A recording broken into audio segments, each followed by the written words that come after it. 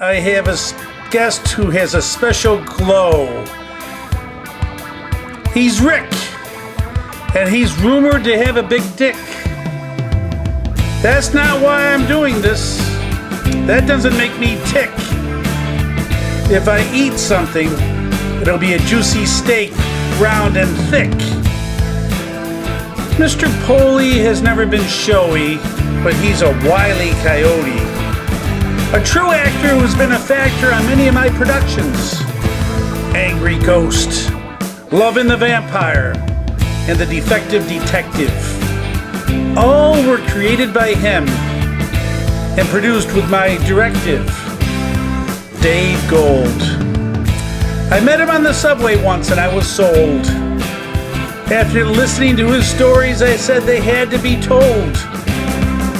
We had the leads, which was mighty bold, but our performances could never be subject to scold. They were great. So the Demon of Chelsea will give you a healthy look into the mind of Rick, who plays a demon prick. He gives my neck a fatal nick, and my roommate a verdict. Watch and see what I mean. Rick Poli is super clean with his storytelling. It doesn't mean there's a lot of yelling, and you don't have to worry about spelling.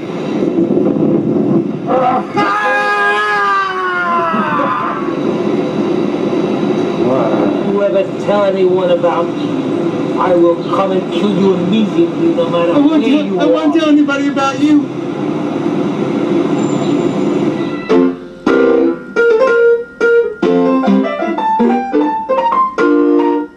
Now, what happened that day?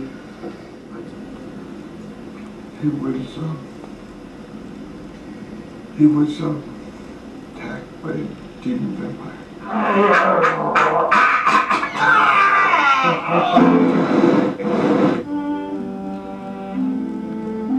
Being as how I've been on this show a great many times, I'm told that people have been making inquiries about me. They want to know more about me. I presume that most of the inquiries are being made by law enforcement agencies, and I want you to know there's no evidence against me for anything, so don't waste your time with that. Now, the other inquirers are asking mostly about my ancestral background. You want to know what race or ethnic group I am. Well, I happen to be multiracial. This is a commonly used term. You know, someone says he's half Irish and half Chinese, or she's half French and half Congolese, so they're multiracial. But these people are 100% human. I am really 100%, I am really multiracial. I am 80% human and 20% humanoid alien. 10% being Vulcan, the other 10% being a humanoid Jedi from a galaxy far away. But I really like to be accepted as being human. I especially dislike it when people refer to me as it. You don't know how unpleasant that is when I'm at a party or social gathering and I see someone going up to the host and going, "Why did you invite it?" Or "When is it going to leave?" You know, that's very distressing. Don't I look human? I think I'm human enough to be accepted as human. So please do that. Thank you. Now, the other main topic of inquiry about me seems to be about my sexuality. For some reason, I sometimes give people the impression that I'm gay. I don't quite know what it is, but it's been that way throughout my adult life. At various jobs I've had and gatherings I've gone to, I see people whispering. You know, it's very rude again. You shouldn't let me see you doing that. But I really don't know why. I guess there's just something about me that seems to give that impression. But it's not true. I'm not gay. As it is, my husband is gay. I admit that, but I'm not gay. So that was just kidding. I don't have a husband. And I'm not gay. If I were gay, my life would be very different, probably a lot more interesting. I certainly would have sex more often, probably have more friends, more support groups, and all that sort of thing. But my genetic programming makes me be attracted to beautiful young ladies, which is pretty terrible because I'm old, poor, ugly, and obnoxious, and I don't have much of a chance with them. But nevertheless, whenever I see a beautiful lady, my heart starts fluttering, my brain turns to jelly. And I'd like to say that sometimes I read that such and such a lady is the most beautiful woman in the world, or the sexiest woman alive. This is usually said about famous Hollywood and Bollywood actresses. This is utter nonsense. There are approximately 500 million ladies who qualify as being the most beautiful and the most sexy woman alive, and there's another billion or so that come very close. They can be described as being extremely attractive. And whenever I see them, I look at her, I go, oh.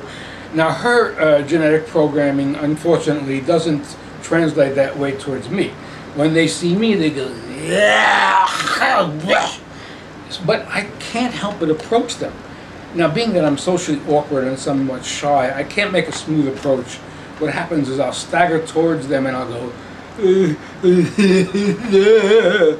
when the lady sees this, she goes, ah! She screams, please, please, and she goes running away. Well, speaking of the police, my producer is signaling me that he's got a placard up there. He says, the police have found evidence and they've surrounded the building. I'd better not resist. Well, folks, I'm facing 600 years in a maximum security prison. Maybe I get 100 years off for good behavior. Maybe I could go out that window. Whoop, here comes the SWAT team. All right, I surrender. Look, I'm not resisting. Don't shoot. I'm not armed. All right, don't be so rough. Ouch. Those handcuffs hurt. Did you have to make them so tight? Hey, I want a lawyer. Could we have a plea bargain? All right, yeah, everyone, give it up to Rick. Yeah, let's hear that applause. Yeah. Rick, thank you so much. I'm supposed to see you applauding myself. I mean, the people over there were applauding. Forgive me for being immodest, but I'm pretty good at playing menacing people.